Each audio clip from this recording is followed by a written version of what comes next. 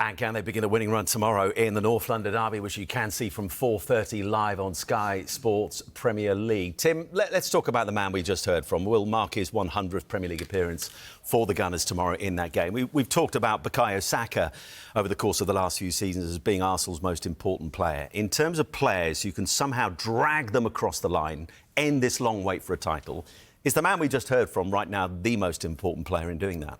Yeah, 100%. I want 11 Declan Rices, please. And I think if they did have 11 Declan Rices, they would have already won this title. Have you seen him in goal?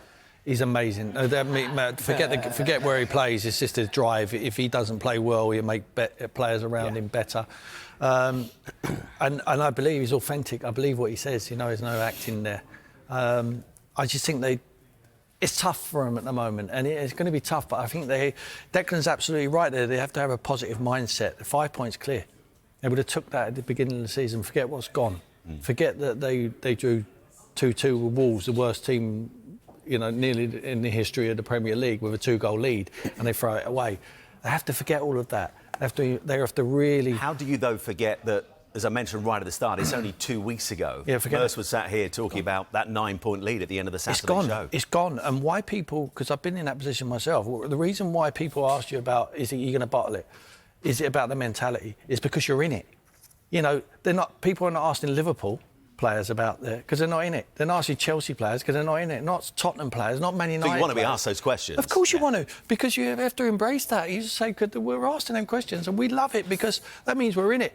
The unfortunate thing is for Arsenal is they've been in there for the last 3 years and they've come up second. So everyone's going to point the finger and say they do it again. There's going to have to be a time when they do get over the line. And if they do get over the line, they could be a real threat. But it gets harder. If you was not to do it this year, it will get harder again next year because other teams will get better. And I think they've had a fantastic lead. Of course they have. But forget about it now. It's a clean slate. I hear Mikel Arteta talking about this might be the game we need, a North London derby. But it might be also the game that Tottenham need, an Igor Tudor. Yeah. It's massive, simply huge for both sides, and we'll look at it in more detail in a short while. But Clinton, reflecting on what happened Wednesday night on Molineux, they're 2-0 up, and then dramatically right at the end, they leave Molineux with a point. We were arguing that the point against Brentford away, the game before in the Premier League, was a good point. This was definitely not a good point given the position they were in. So how then, picking up what Tim was saying there, do they make sure that there aren't mental scars that develop from this game? See, it's getting over the line, and Tim would be the best because obviously he's won the league, so he's just explained it to you brilliantly. But it's about getting over the line for them at the moment. And they're making big mistakes. They weren't making these mistakes earlier on in the season where you don't need to come David Raya. Gabriel's going to deal with that and just head it, and you can see there's a collision. Are you seeing a nervous? Yeah, there is a Arsenal nervous. They are nervous because they don't know how to get over the line at the moment, and they're nervous. But they're still ahead. It's still in their hands. They need to stop panicking. But it's February. That's what. But we're talking about it. Everyone's talking about it. So they're going to listen to noises.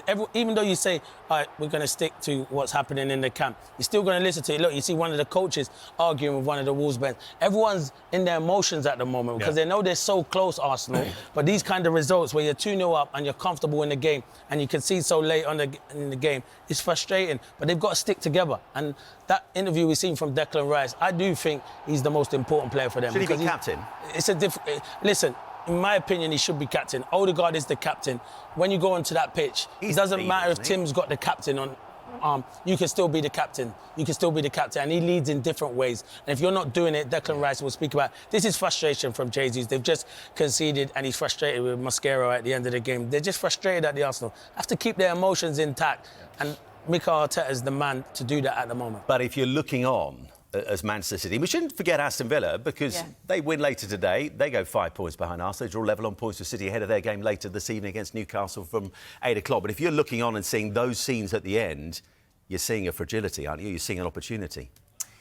Yeah, I think so. And, you know, when you listen to Pep Guardiola, he just says we're just focusing on ourselves. We're just focusing on getting our job done. And they've got that experience. They've got that know-how. The manager that's done it. Yes, you can say some of the squad haven't been there. But the fact that Pep Guardiola's been there, that the club's been there, they know how to get over the line. So, yeah, of course, and you can imagine there will be huge pressure, huge emotion, whether that's the fans in the ground, whether that's the players, the manager, because it's been a long time, hasn't it, since they've won the trophy.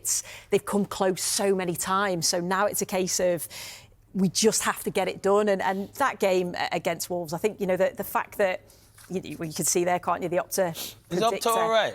I was going to say don't ask Mers, but I he's just not think here. no, and Loves the it's just going to be computer. close, isn't it? That's the Yeah. thing. There's going to be so many more twists and turns to this. So, you know, we can't overreact to one result. I think one week we'll say, oh, it's definitely Arsenal's. The next week it's Manchester City's.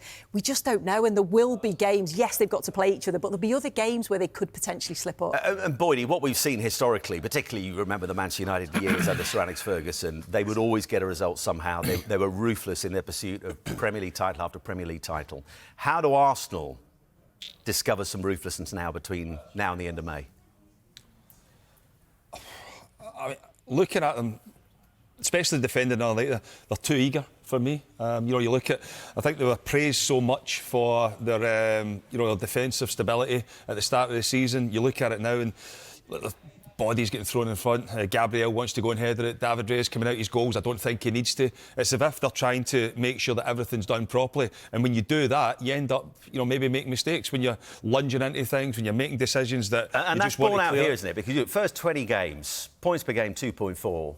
Simon, to 1.4. we were listening. If you go back to the start of the season as well, everybody was talking about Chelsea's record was in doubt. That clean sheet record, the amount of goals. I mean, they've fallen off a cliff in terms of that defensive unit, but I think it comes from further up the pitch as well. They're not creating the same amount. They're definitely not taking the chances that are being created.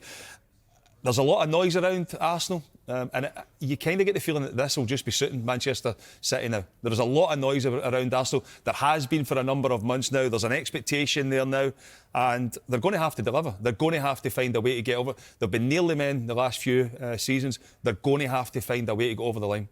And is key to getting over the line, because you look at goal scorers in the Premier League for them. It's only Gyökeres who's above 5 for them at the moment. Yeah. Kai Havertz, we're waiting to see if he's going to be fit enough to play in the North London derby. It sounded reasonably positive from Arteta tomorrow. Yeah. Is he potentially the key going forward to keep him fit? Because his influence on the side is huge, isn't it? Yeah.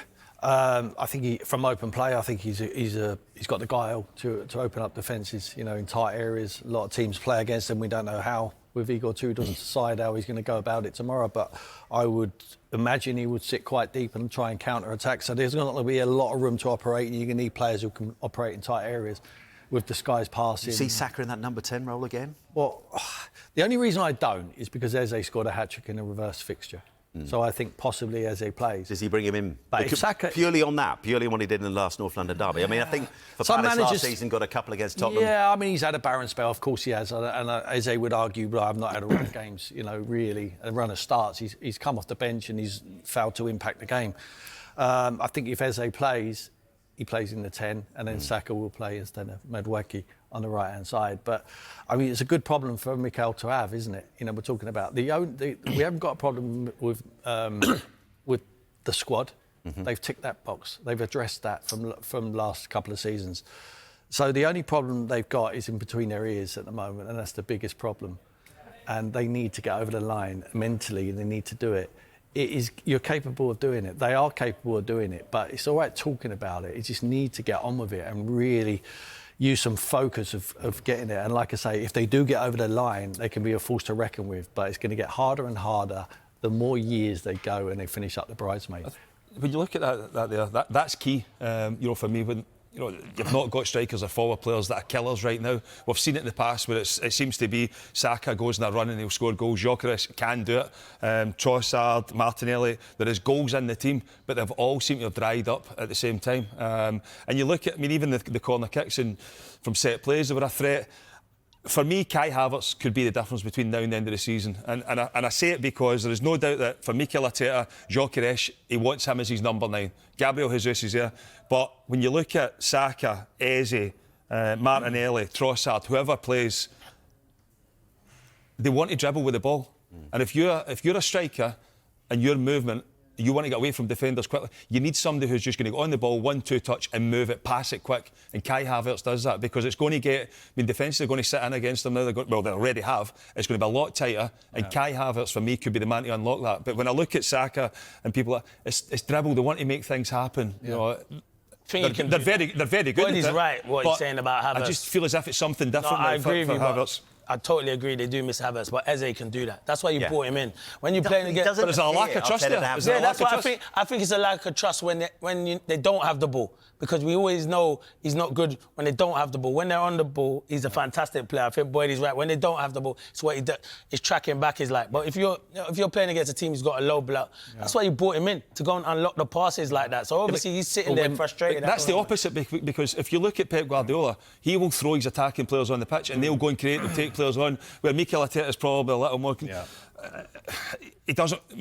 I mean, obviously, maybe the handbrake's on, but he's got good players to go and do it. I think we might have, because of the... When you look at Arsenal, the goals they've scored, and they deserve to be spoken about as they are an attacking threat. But he is more, defensive-minded. And that could end up coming back to bite him in the back. Mourinho's a huge blow for him. Yeah. He's a goal threat, especially set pieces and from open play, because when teams sit back, you can just lump it into the box. He's a big threat. I think he's got, a poacher's instinct. I think going back to Eze, when Eze was brought in, when he rehearsed, when he's playing for the QPRs and when he's playing for the Palaces, teams would come out against them. Now teams do not come out against Arsenal, they sit back. So that, I'm not saying he can't, but that space where he operates in behind the opposition midfield has got tighter and tighter. It needs to find a way. It's no good in coming this side of the midfield, because midfield players can do that. But that's where good players adapt with him. That's where good top players adapt, because they'll realise that there's not space to go and dribble, and you've got to move at 1 and 2 touch to create those opportunities. Well, 2 of Eze's last 3 Premier League starts, he's been off at half-time, so clearly at the moment Arteta doesn't have full faith in him. Will he start tomorrow? Brilliant, of course, in the first North London derby of the season with that hat-trick. Let's just look, Sue, at what is coming up for Arsenal in terms of fixtures. We, of course, will talk more about the North London derby that's coming up tomorrow live on Super Sunday. But I'm drawn to those 3 matches. March the 22nd, we've got the League Cup final at Wembley. Then after the international break, they've got Bournemouth at home.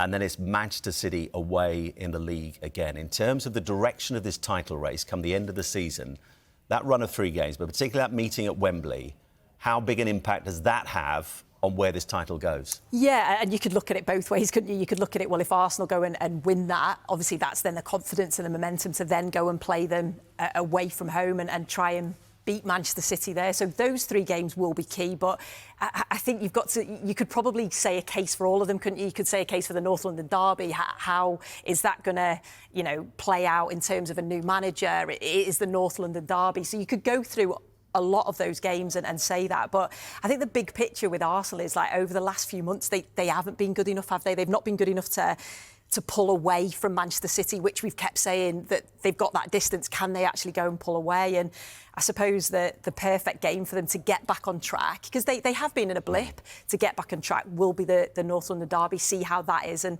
they've got the squad, Tim said it, they've got the squad, they've got the quality of players. It's now just about, it's that belief and that mentality of doing it. But yeah, there's a lot of games there you could look at and go, well, you've got teams fighting at the bottom end of the table. But the Manchester City game, of course, the final and the league is what you're drawn to. She's right. The final is, for me, I've said it many times, it's the final. If they can get over the line, Arsenal in that final, you make them favourites. If they don't get over the line, you could land a massive psychological blow in that final. 100%, yeah, 100%, because then you play each other 2 games later, but that is the big game. Win that, and then Arsenal could go on and win the league. If they don't, I think Man City will win it. And what we were saying earlier is, if Man City go ahead, I don't think Arsenal catch them. Boydie, we were talking to Clinton yesterday on the team's meeting call ahead of today, which we've not seen you on yet so far. There's plenty of chances for you to join us, but he was very confident. I had a charity event on. Charity raising money. Well done. That's good. Well done. Good. I'll come on it next week. OK, I'll hold you to that. I don't think you're on the show next week. We're getting diverted. Just on the game tomorrow. I mean, we'll come on and talk about Tottenham. We have nothing to go on at the moment. We've not seen a Tottenham Hotspur side under Igor Tudor until tomorrow at 4:30. What do you expect to happen tomorrow from an Arsenal point of view? Do you agree with Clinton that you'd expect them to win fairly comfortably? Well, I'll never agree with Clinton, that's for sure. But listen, it's not going to be easy. I mean, a derby game is never easy. You're going to have to fight to win the battles we start with. But I do think Arsenal, they've had the upper hand in that fixture now for a number of years. They're a strong team. We keep speaking, and I get it, and we've all been guilty of it. We keep speaking about the squad depth that Arsenal have got, but you get the feeling that it's now coming down to that starting 11 need to start producing. They need to start getting results, and what an opportunity it is to go and do that against their rivals tomorrow.